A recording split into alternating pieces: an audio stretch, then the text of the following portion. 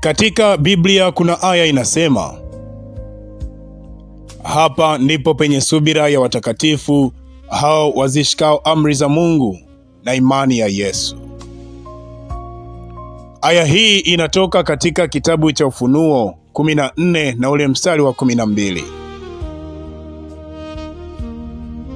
Aya hii inaonyesha tabia ya wale wanaomwamini Mungu kweli.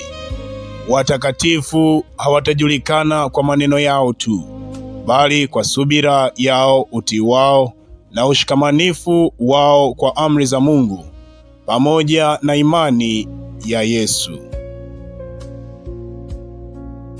Subira hapa ni zaidi ya kuvumilia matatizo.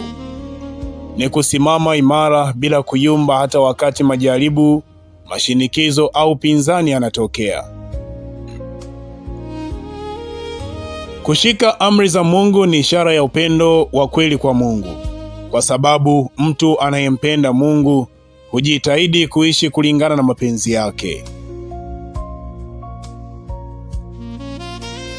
Na imani ya Yesu inaonyesha utegemezi wa ndani kwa Kristo, si kwa nguvu za kibinadamu.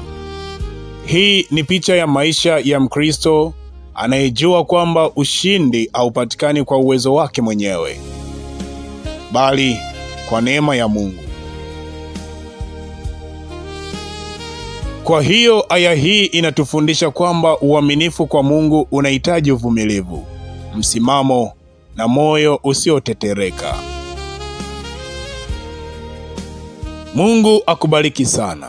Mungu awe pamoja nawe. Mimi ni msimuliaji wako, ninaitwa William Charles. See you again.